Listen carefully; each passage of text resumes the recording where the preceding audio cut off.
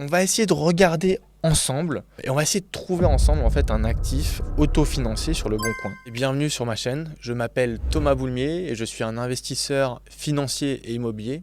Il y a plusieurs moyens pour trouver un actif, mais le moyen le plus simple, ça va être tout simplement d'aller sur le Bon Coin et d'essayer d'en trouver. J'ai déjà repéré un bien immobilier qui me semble assez intéressant et on va essayer de discuter ensemble pourquoi il me semble intéressant. Pour l'instant, je me suis positionné sur Marseille. Pourquoi Marseille? Parce que c'est vrai que c'est une des villes sur laquelle on investit le plus massivement en ce moment. C'est l'une des villes qui propose les meilleurs rendements tout en ayant un aspect plus-value qui tient la route également. Ça, c'est quelque chose aussi sur lequel on reviendra, mais quand on investit en immobilier, il faut toujours faire attention au rendement. C'est-à-dire que le loyer de vos locataires couvre l'ensemble de vos charges récurrentes plus le remboursement de votre bien immobilier. Ça, c'est vrai, c'est une première dimension. Mais une deuxième dimension, c'est est-ce que vraiment votre bien, il a des chances de s'apprécier? Et donc, dans certaines autres villes, peut-être d'autres villes que Marseille vont vous procurer plus de cash flow. Mais en tout cas, d'un autre côté, je pense qu'en termes de plus-value, Marseille, c'est l'une des valeurs aussi sûres du marché actuel en France. Du coup, j'ai trouvé ce petit T3 de 80 mètres carrés. Quelque chose aussi qui m'a intéressé tout de suite, c'est qu'il est au premier étage. C'est-à-dire que souvent, des biens intéressants en termes de prix, ils vont être au rez-de-chaussée. Je me suis positionné à Marseille dans le 4e arrondissement. Pourquoi? Bon, c'est un quartier qu'on aime bien en ce moment. C'est pas le seul, mais c'est un quartier qui permet encore de générer des cash flows très raisonnables. Et en plus de ça, c'est un quartier qui s'apprécie régulièrement. Donc, on aime beaucoup ce quartier. Bon. Ce bien, il est affiché à un prix de 139 000 €. C'est assez intéressant pour un 80 mètres carrés parce que déjà, c'est quelque chose qu'on va démontrer, mais moi je sais qu'intuitivement, a priori ce bien, il va être autofinancé. Pourquoi? Parce que 139 000 €, je regarde les photos, je comprends pourquoi il est pas cher. Il y a beaucoup de travaux à réaliser et ça, nous en tant qu'investisseurs, on aime beaucoup parce que ça veut dire qu'on va pouvoir faire des travaux qui vont lui faire gagner de la valeur et on va pouvoir potentiellement le refinancer et générer du cash à une valeur plus élevée à laquelle on l'a acheté. Ça, c'est intéressant. Aussi, quelque chose que j'ai bien aimé, c'est que l'agent immobilier, il a mis un plan. Donc, quand il met un plan, ça veut dire qu'il est conscient que ce bien, il s'adresse à une cible d'investisseurs. Et moi, dès que je vois ce bien, en fait, je vois à peu près ce que je veux faire. Moi, ce que j'aimerais bien faire, c'est j'aimerais faire 3 chambres dans le bas de l'appartement. Peut-être supprimer la salle de bain et les toilettes, supprimer la cuisine et les remettre en haut à la place de la chambre, agrandir la chambre vers la pièce noire et faire un grand coin, chambre, pièce noire, buanderie, et en bas, faire 3 chambres. Pour l'instant, on n'a pas contacté d'artisan, on est juste à un premier pricing. Mais c'est de déterminer si ce bien est rentable. Donc on va considérer pour l'instant que c'est possible. Ce sera bien sûr à vérifier avec un artisan sur place le jour de la visite. Donc ce bien immobilier, pour moi, il a un potentiel. Parce que 80 mètres carrés à 139 000 € dans le 4e, ça va nous permettre de faire 3 chambres. Et a priori, ce bien, il sera autofinancé. Un deuxième point qu'on pourrait regarder et qu'on va regarder rapidement, mais on va pas trop s'attarder dessus, c'est le prix au mètre carré. Et le prix au mètre carré semble aussi assez intéressant à première vue sur ce bien immobilier. Je vous montre l'Excel que j'utilise pour déterminer si les biens sont autofinancés ou non. Ce qui va se passer, c'est qu'aujourd'hui, on va vraiment se focaliser sur la partie gauche de mon Excel et pas trop sur la partie droite, même si la partie droite est très intéressante. Pour l'instant, on veut vraiment juste se focaliser sur la partie gauche et savoir si le bien il est autofinancé ou non et si on va générer de l'argent sans rien faire. En fait, mon fichier Excel, il se décompose en 4 encadrés. Le premier encadré, c'est le prix total du projet. Le deuxième encadré, c'est le financement. Le troisième encadré, ce sont les charges récurrentes. Et le 4e encadré, ce sont les cash flows. Pourquoi 4 encadrés? C'est tout simplement, c'est très simple. Si on reprend la définition de ChatGPT, on a un projet qui va nous coûter un certain prix, qui va engendrer des loyers et il faudra payer le financement avec les loyers et les charges récurrentes. Donc en fait, on a un premier encadré qui nous permet de déterminer le prix total du projet, un deuxième encadré qui nous permet de déterminer le financement, donc combien ça va nous coûter tous les mois, un troisième encadré qui va nous permettre de déterminer quelles charges récurrentes on va avoir tous les mois et un 4e encadré qui va nous permettre de déterminer si nos loyers vont couvrir nos charges récurrentes plus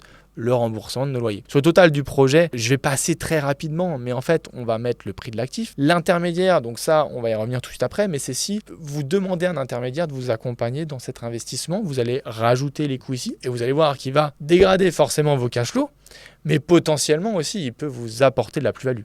Donc l'arbitrage à faire, ce sera est-ce que cet intermédiaire me fait perdre de l'argent ou me fait gagner de l'argent. Les frais de notaire, donc les frais de notaire en France, ils sont de 7%. Donc c'est pour ça, on va prendre 7% du prix de vente. Les travaux, pour l'instant, je les ai estimés à 30 000 euros. Comme précisé, il faudra faire une visite sur place avec l'artisan et il nous donnera un devis précis sur la valeur de ces travaux. Mais 30 000 euros, on est assez conservateur et je suis assez confiant. Avec 30 000 euros, on pourra tout faire. Création de la SCI, c'est-à-dire que si vous investissez via SCI, vous allez devoir payer la création de cette SCI qui coûtera 1 000 euros. Bon, 1 000 euros, c'est une moyenne. Certains experts comptables seront plus chers, d'autres un peu moins chers.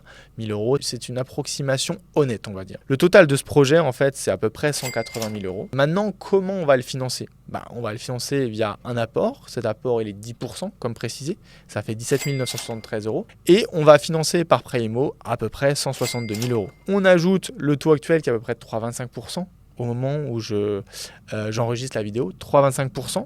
0,2% d'assurance, donc ça c'est une assurance qui est obligatoire quand vous souscrivez à un prêt immobilier, assurance en cas de décès, d'invalidité, etc. Et la maturité 240 mois. En fait, ce que vous allez faire, c'est que vous allez emprunter, ou en tout cas on fait les simulations avec l'hypothèse qu'on va emprunter avec un prêt sur 20 ans.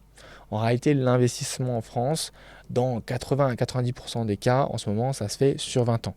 Il existe encore une fois des moyens d'obtenir des prêts sur 25 voire 30 ans, mais ce sont des exceptions.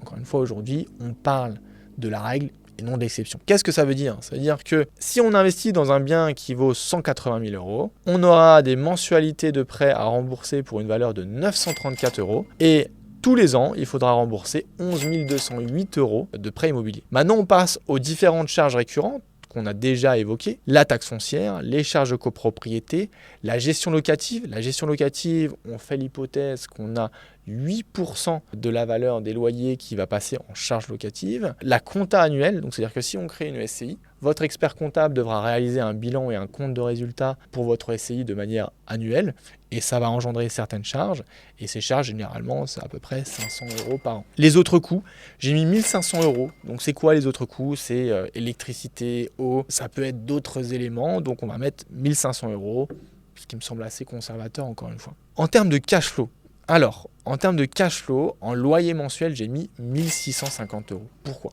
À Marseille, une chambre, ça se loue entre 450 à 600 euros. Les chambres de 450 euros, c'est vraiment dans des appartements où le nombre de mètres carrés par habitant est assez faible et où l'ameublement est vieillissant. Dans notre cas, on a 80 mètres carrés pour 3 personnes sur ce bien. Ce sont des très belle prestation pour Marseille. Et en plus de ça, on va mettre 30 000 euros de travaux. Sans être sur de l'extrêmement premium, on aura quand même l'ensemble de notre aménagement qui sera neuf. On va essayer d'être sur une cible sans être 100% premium, on va être assez haut de gamme. Du coup, ce que j'ai fait, je me suis porté à 550 euros. J'aurais peut-être pu aller jusqu'à 600. Mais bon, on va rester encore une fois conservateur sur nos estimations et prudent. En termes de vacances locatives, pour l'instant, j'ai mis 2 mois. Donc, c'est-à-dire que je considère que ça va être des jeunes travailleurs ou des étudiants. Donc 2 mois par an, ils ne seront pas là. Ils partiront en vacances où il y aura une rotation de locataires. Au total, ça fait combien ? Tout simplement, ça fait 16 500 euros de loyers qui vont rentrer de manière annuelle dans votre compte en banque. Pourquoi ? 1 650 euros, on a dit qu'on a 2 mois de vacances locatives. Donc 1 650 x 10, 16 500 euros. De l'autre côté, on va avoir 16 128 euros qui vont sortir de votre compte en banque. Donc ça veut dire qu'on va rembourser le crédit et on va payer l'ensemble des charges courantes avec les loyers qu'on a reçus. Au total, notre bien immobilier, est-ce qu'il est autofinancé ? Oui. Et est-ce qu'il nous permet de générer des cash flows positifs ? Oui, il nous permet de générer 372 euros. Donc ça, c'est vraiment le moyen et c'est la méthode que j'utilise pour déterminer si j'ai envie de déclencher une visite. Bien sûr, si je déclenche une visite, je vais appeler l'agent immobilier et je vais essayer de discuter avec lui pour avoir plus d'éléments dans un premier temps. C'est-à-dire que là, pour l'instant, la taxe foncière, on s'est un peu basé sur les prix qui se pratiquent à Marseille, mais on n'a pas de valeur exacte. Et de toute manière, on n'a pas envie d'avoir de valeur exacte à ce stade. On est encore vraiment dans des simulations grossières pour l'instant. Et l'objectif de la visite, ça va être de raffiner cette estimation. Donc comment ça ? Tout simplement en ayant une valeur de la taxe foncière qui est exacte, en ayant une valeur exacte des charges de copropriété, également en récupérant le DPE, le diagnostic énergétique, et les autres différents diagnostics, et intégrer ce diagnostic pour la prise en compte des travaux. C'est-à-dire que peut-être qu'il faut refaire des mises à niveau en termes de diagnostic énergétique et en termes aussi d'électricité.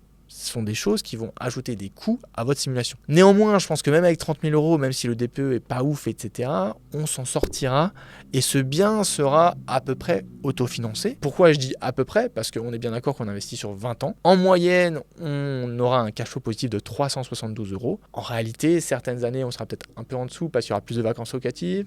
Peut-être que des années, on sera un peu au-dessus parce que tout simplement, finalement, les locataires vont rester l'été ou... Enfin, voilà. En moyenne, on sera à 372 euros. Maintenant, on a vu une méthode claire et concrète de comment estimer si un bien est autofinancé. Si vous avez apprécié mon contenu, abonnez-vous à la chaîne. Il y a beaucoup de contenu gratuit qui va arriver. Également, n'hésitez pas à liker et partager la vidéo. On revient très rapidement avec plus de contenu sur comment investir en immobilier et faire grossir votre patrimoine financier et immobilier.